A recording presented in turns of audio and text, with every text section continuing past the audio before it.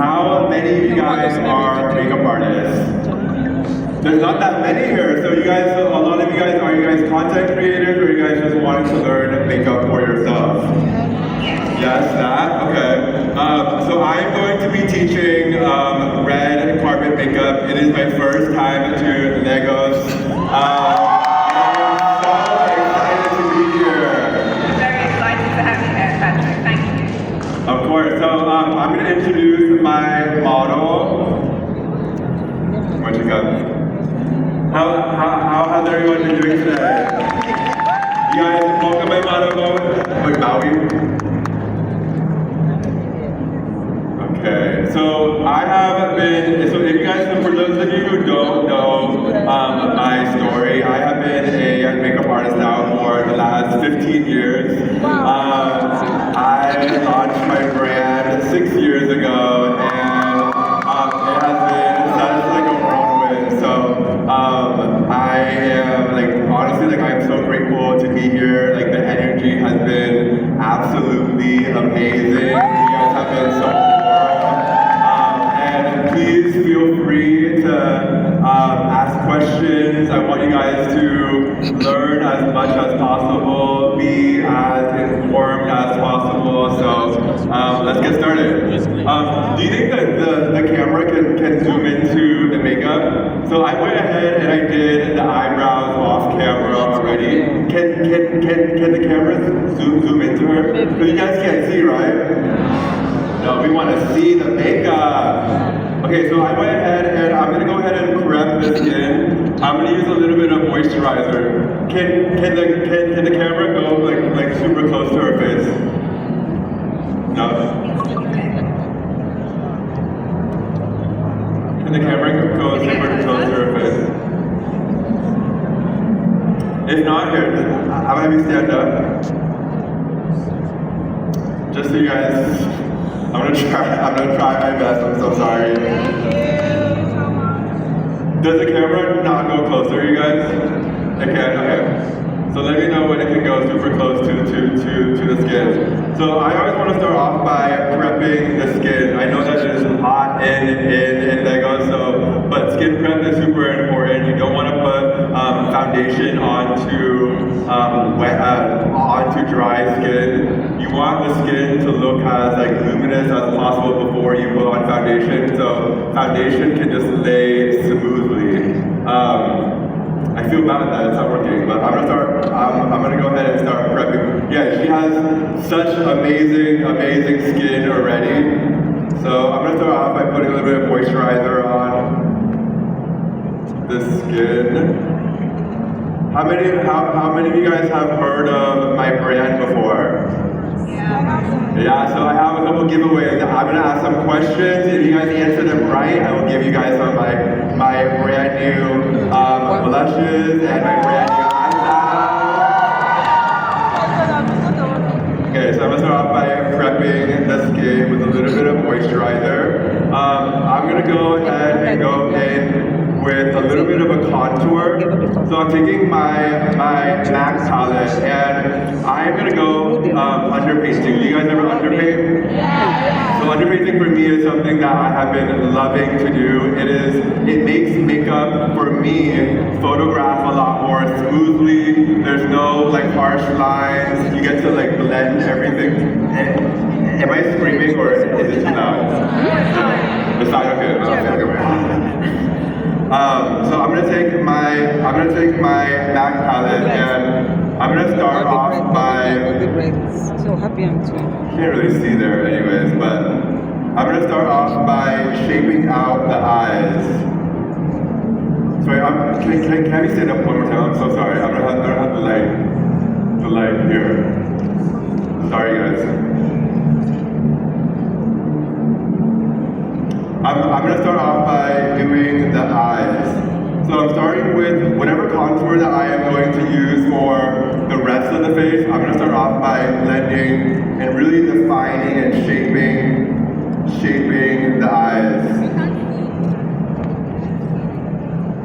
So who knows a name of my blush? Raise your hand, I'll pick you. You? She's one, says, give her a blush. Matthew. Matthew has been assisting me for the last year. And so any makeup artist knows like it is a lot of work, so thank you Matthew for being here. So I'm gonna go ahead and start in with contouring the face. So whenever you are underpainting, you want to build the contour by blending it into the hollows of the cheekbones. If you are like a full coverage girl, you want to be very very strategic on how you place your contour. But if you are someone that wears that wants a more natural beat, you can be a little bit more not as precise. So I'm taking my dual-ended contour brush and I'm just going into the hollows of the cheekbones and really blending this into the hairline. And anywhere that I want to bring a little bit of depth, I'm gonna do it with the concealer. But I'm just putting it onto the halo of the forehead. I went ahead and I did her eyebrows off camera. I just used a little bit of Gtco glue, but because I only have an hour to do the makeup.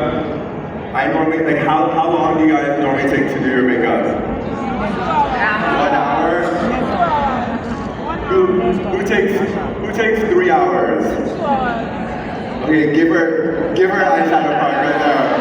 Okay, because that's how long I take. So same thing, I'm going into the hollows of the cheekbones and really just blending the product out. This palette is really great to really bring definition to the face. This one is by MAC Cosmetics. And I'm just using these two shades right here.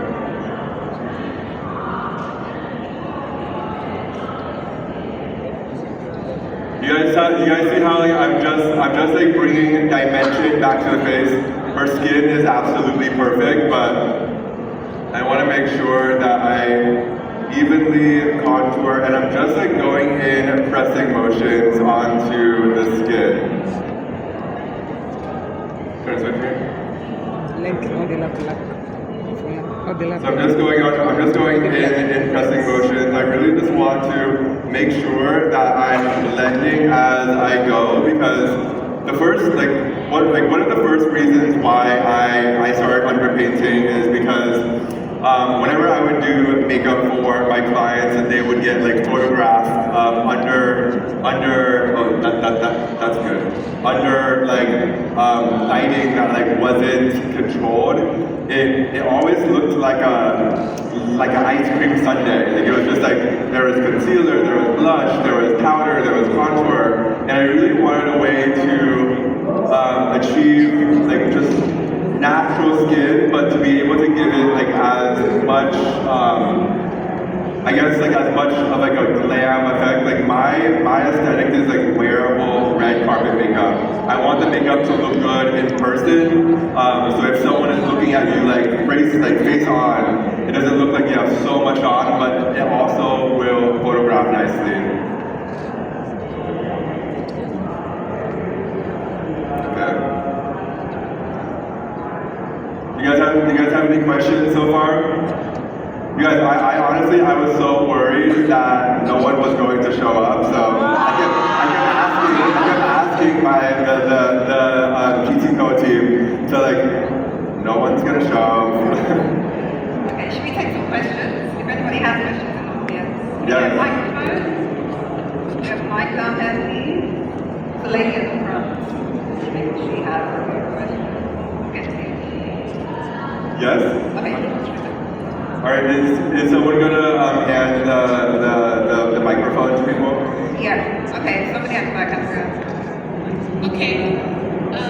I have a question and What's your name? to undertone. What's What's your name? My name is Taiwa Tracy. I'm a makeup artist, by the way. And I want to ask, how do you determine the undertone of a person, especially for a dark skin?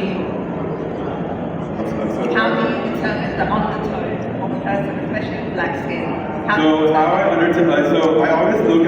always look, so whenever I'm doing makeup, me, I always want to make sure I know what my client is wearing. I want to make sure that if I know like if her Gtco is showing, if her shoulder, if her collarbones are showing.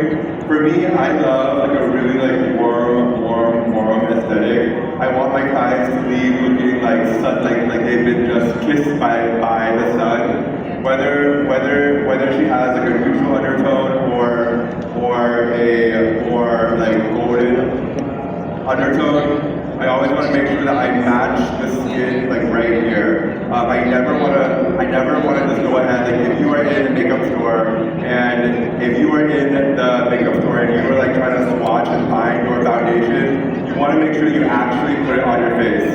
If you have like a sales associate that is too lazy to put it on your face, make sure you do it yourself, because like you're 9 times out of 10, you're gonna go home and you're not gonna have the right foundation. Good advice. Thank you. Got a question at the front here. Can we get the microphone down to the front, please? The lady in the white dress. Thank you. I'm so sorry, I can't hear. It's okay, I can repeat the question. Hi, Hey. my name is Sadia. Hey, So I'm Sadia. wondering, this is the first time I'm seeing you working with like a black palette. Usually it's always you using your brand to do makeup.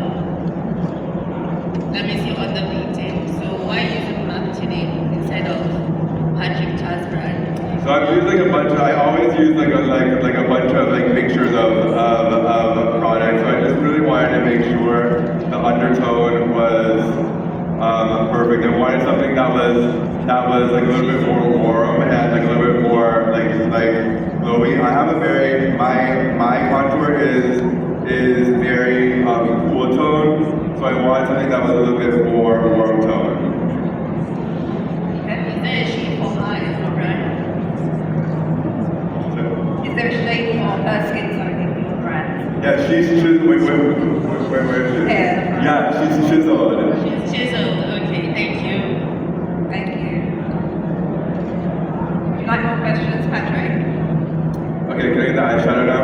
So I'm gonna go in and base the eyes now. So I'm just taking the two here, and I want to make sure that I slowly start bringing this into the inner corners of the eyes, and I'm really like kind of bringing this contour into the like the brow bone. I'm slowly like blending this and like really like creating the depth and the shape and blending it into the eyes, and then I'm going to slowly start blending this into the eyeshadow.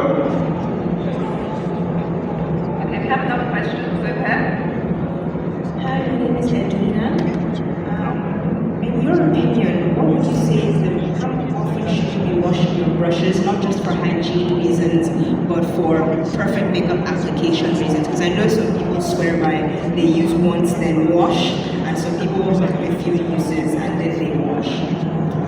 So for me, I always like, after like any sort of makeup, I always have Matthew deep clean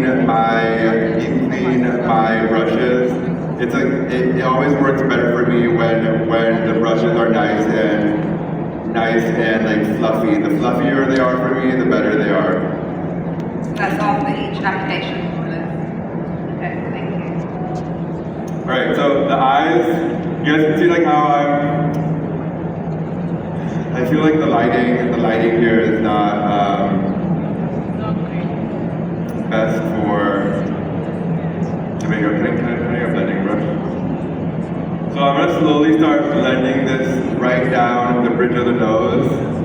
I'm going in with a fluffier clean brush now. I use the first blush brush to really like kind of like place on the pigment, but now I'm gonna go ahead and take a clean one and blend this into the eyes.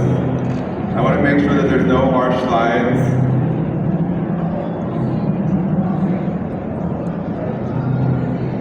Okay. Paint the blush.